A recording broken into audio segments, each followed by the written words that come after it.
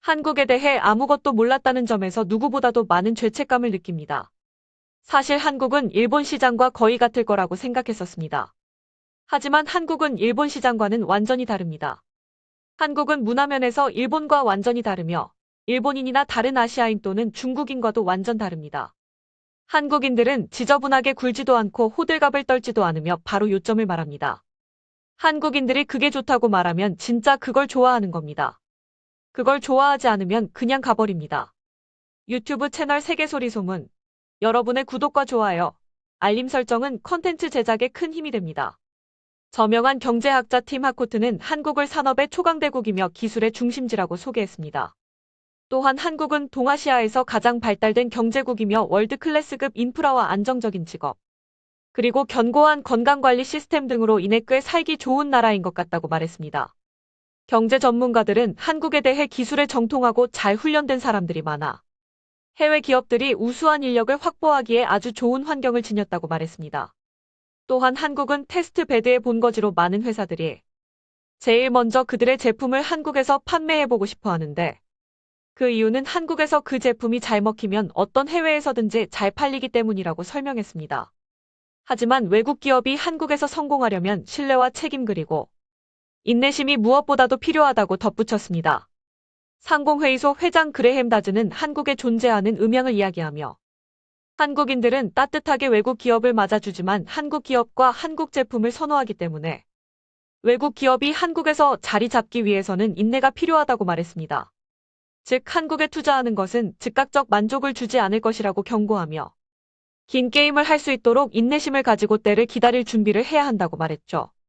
2부에서 팀 하코트는 한국 진출에 성공한 기업가들의 성공 사례를 통해 어떤 정보를 더 얻게 될까요? 지금까지 획득한 정보를 바탕으로 한국만이 가진 독특한 특징을 파악하고 국제적으로 사업을 발전시키고자 하는 해외 사업가들에게 한국에 대한 지식과 통찰력을 잘 제공해주고 있는지 함께 살펴보겠습니다. 최근에 한국으로 제품을 판매하기 시작하셨다고 들었는데요. 네, 그렇습니다. 어떻게 그렇게 판로를 뚫을 수 있었나요? 한국의 바이어 구매자가 저를 만나고 싶어 한다는 연락을 누군가로부터 받았었죠. 한국에서 애들레이드까지 비행기를 타고 와서 저를 3시간 정도 만났죠. 그리고는 집으로 돌아갔어요. 한국의 한 구매자가 애들레이드에 왔다는 말이군요. 네, 그 한 명의 구매자가 만나 지 일주일도 안 되어 컨테이너 하나 가득 찰 만큼의 양을 주문하더군요. 그리고 20피트 컨테이너를 채울 준비가 되었는데, 그 한국 구매자는 그것을 40피트 컨테이너로 업그레이드해서 주문했습니다. 그리고 우리가 짐을 다 싸기도 전에 그는 두 번째 컨테이너를 주문했습니다. 그리고 두 번째 컨테이너에 넣을 제품을 다 싸기도 전에, 그리고 제품이 한국에 도착하기 전에 그는 14만 개 정도나 되는 세 번째 컨테이너를 주문했습니다. 그것은 믿을 수 없을 정도로 많은 양이죠. 그래서 그 한국인이 우리 제품을 구매하는 세계에서 가장 큰 단일 구매자가 되었죠. 그 구매자 한 분이 그걸 다 샀다는 말이죠. 그가 한국에서 TV 쇼핑을 한다고 했나요? 처음에 저는 그가 왜 그렇게 많은 양을 사는지 정말 이해할 수가 없었습니다. 세계 어느 곳에서도 이처럼 많은 양의 상자를 수출한 적이 없었으니까요. 나중에 전 그가 한국에서 15, 16개의 음식 전용 TV 채널을 가지고 있다는 것을 알게 되었습니다. 6, 7개 정도의 채널만 가지고 있어도 큰 회사로 간주되죠. 그는 영양사, 요리사, 의사 등 모든 분야의 전문가들을 데리고 와서 그 제품에 대해 수다를 떨며 한국식으로 요리를 했습니다. 그렇게 한 후 주문 전화를 받았는데요. 19만 통의 구매 전화를 받았다고 합니다. 아시아에서는, 특히 한국에서는 음식에 대한 안전이 꽤 큰 이슈지 않습니까? 호주와 남호주의 깨끗하고 자연 친화적인 이미지가 음식을 팔 때 회사에 좋은 영향을 미친다고 생각하십니까? 오늘날 세계는 깨끗하고 환경 친화적 이미지를 찾고 있습니다. 한국도 예외는 아닙니다. 그래서 한국에도 분명히 잘 통했다고 생각합니다. 한국을 바라보고 있는 다른 기업가들에게 어떤 조언을 해주고 싶은가요? 한국 시장은 호주에서 알려지지 않았거나 아직 잘 모르는 시장입니다. 저는 한국에 대해 아무것도 몰랐다는 점에서 누구보다도 많은 죄책감을 느낍니다. 사실 한국은 일본 시장과 거의 같을 거라고 생각했었습니다. 하지만 한국은 일본 시장과는 완전히 다릅니다. 한국은 문화면에서 일본과 완전히 다르며 일본인이나 다른 아시아인 또는 중국인과도 완전 다릅니다. 한국인들은 요점을 고지고대로 말합니다. 지저분하게 굴지도 않고 호들갑을 떨지도 않으며 바로 요점을 말합니다. 한국인들이 그게 좋다고 말하면 그들은 진짜 그걸 좋아하는 겁니다. 한국인들은 그걸 좋아하지 않으면 그냥 가버립니다. 일반적으로 말하면 지금 이 거래가 성사될지 안 될지 빨리 알 수 있습니다. 한국은 매우 세련된 시장인데요. 외국의 브랜드가 한국 소비자들에게 어떻게 인식되고 있나요? 글쎄요, 그것은 범주와 국가에 따라 다릅니다. 호주, 뉴질랜드, 캐나다와 같은 제품은 한국 소비자들에게 꽤 이미지가 좋습니다. 서울 일정을 통해 한국인들은 기술에 정통한 고학력자들이며 세계 개방적이라는 것을 알게 되었습니다. 그러나 한국의 강한 유교 문화유산으로부터 파생된 많은 전통 풍습들도 있습니다. 최첨단 한국과 오랜 전통의 한국 이 두 측면의 균형을 맞추는 것은 어려울 수 있습니다. 자, 여기에 제가 서울 방문을 통해 배운 몇 가지 것들이 있습니다. 격식을 차려라. 한국 조직 단체에서는 여전히 위계가 있습니다.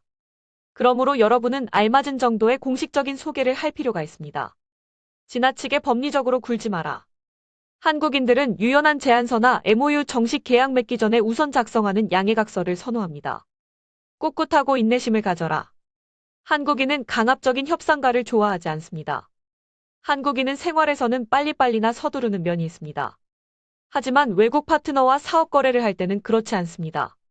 체면을 살리는 것은 한국을 포함한 동아시아 문화의 중요한 측면입니다. 동료를 존경하라. 한국인들이 다른 사람들 앞에서 체면을 잃을지도 모르는 시나리오를 피하세요. 그리고 마지막으로 선물을 가지고 가라. 한국 비즈니스 미팅에서는 종종 기업 차원의 선물들이 교환됩니다. 저는 지역 비즈니스 문화에서 접대의 중요성에 대해 더 배우기 위해 그랜드 하얏트 서울을 방문했습니다. 저녁 식사 만찬 행사 은주로 처음에는 꽤 격식을 차립니다. 하지만 밤이 깊어감에 따라 또는 상황 및 비즈니스의 진행 상황에 따라 약간 느긋해지는 것을 볼 수 있을 겁니다. 저녁 식사를 위해 한국 식당에 가느냐 아니냐에 따라 와인을 마실 수도 있고 소주를 마실 수도 있습니다. 회의가 잘 진행되면 한국인들은 술을 더 마시기로 결정할 수도 있어요. 그건 흔히 나쁜 징조는 아닙니다. 하지만 아주 조심해야 합니다. 사업적인 자리로 식사를 하게 될 때 사업 주제에 대해서는 말하지 말라고 하셨잖아요. 그럼 한국에서 무슨 이야기를 합니까? 스포츠, 예술, 가족에 대해 말합니까? 저는 대화 주제를 음악에서 찾습니다. 한국인들은 그들의 음악에 대해 아주 잘 압니다. 그리고 그들은 스포츠에 대해서도 잘 알고 있죠. 서울에서 외식하기 좋은 장소를 추천해 주신다면 어느 지역을 추천해 주시겠습니까? 강남이나 압구정의 트렌디한 레스토랑에 가도 되고요. 바로 이 길 아래에 있는 이태원에 가도 됩니다. 명동은 쇼핑으로 유명한 지역이긴 한데 길거리 음식들도 많고 거기에도 레스토랑이 있어요. 그래서 당신이 뭐가 먹고 싶은지에 따라 갈 수 있는 장소들이 아주 많습니다. 공항에서부터 시내까지 서울을 돌아다녀야 하는데요. 택시나 대중교통 중 무엇을 이용하는 게 나은가요? 한국은 지하철이 아주 잘 되어 있습니다. 공항에서 서울로 오는 고속열차가 있습니다. 인천공항에서 서울역까지는 약 43분 정도 걸리는 것 같습니다.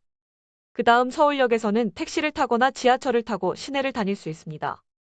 택시는 매우 저렴합니다.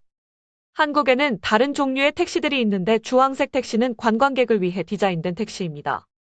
그리고 은색 택시와 흰색 택시가 있습니다. 둘 다 거의 같은 가격대의 택시죠. 또한 더 프리미엄급인 검은색 택시가 있습니다. 만약 제가 서울에서 하루 휴가를 보낸다면 제게 무엇을 추천해 주시겠습니까? 서울에서 뭐든지 할 수 있습니다. 이곳 그랜드 하얏트에는 멋진 국립공원이 있어요. 남산공원이 바로 이 호텔 문 앞에 있죠. 미술관에 가도 되고 궁궐에 가봐도 되죠. 만약 당신이 문화체험을 원한다면 남대문 시장이나 동대문 시장을 가봐도 좋습니다. 다양한 경험을 제공하는 더 많은 시장들이 있죠. 쇼핑을 해도 좋죠. 고급 제품을 쇼핑해도 되고 저렴한 제품을 쇼핑해도 되죠. 정말 재미있게 놀 수 있는 게 많습니다. 한국은 결과 및 10년 만에 원소를 믿는 국가에서 기술 초강대국으로의 경제 변혁이라는 놀라운 이야기를 가지고 있습니다. 사업 친화적인 서울에서 즐거운 여행 되셨기를 바랍니다. 한국에서의 사업 운영에 대해 배운 것을 요약해 봅시다. 사업 환경에 있어서 격식을 차려라. 그리고 그 방의 위계 질서를 주목하라. 사업은 여전히 개인적인 관계에 기반을 두고 있습니다. 그러니 올바른 인적 네트워크에 접근하세요. 이 경제는 재벌과 그들의 가족이 지배하고 있다는 것을 기억하세요. 김치도 먹고 여행도 더 하세요. 한국인들은 그들의 음식과 술을 사랑합니다. 어디에서나 김치를 볼 수 있습니다. 그리고 술자리는 한국 비즈니스 문화의 일부입니다. 한국 사회는 동질적이긴 하지만 바깥 세상에 대한 관심도 꽤 높습니다. 또한 국제적인 포부를 가진 나라로서 한국은 외국인에게 매우 개방적입니다. 만약 여러분이 이 조언들을 따르고 놀라운 한국 문화에 몰입한다면 여러분의 사업은 서울에 제대로 입성할 수 있을 것입니다. 한국에 진출하고자 하는 해외 사업가들이 알아야 할 한국 및 한국인에 대한 특성을 일목요연하게 잘 정리하여 제시한 것 같습니다. 여러분의 생각은 어떠신가요? 유튜브 채널 세계소리소문. 여러분의 구독과 좋아요, 알림 설정은 컨텐츠 제작에 큰 힘이 됩니다.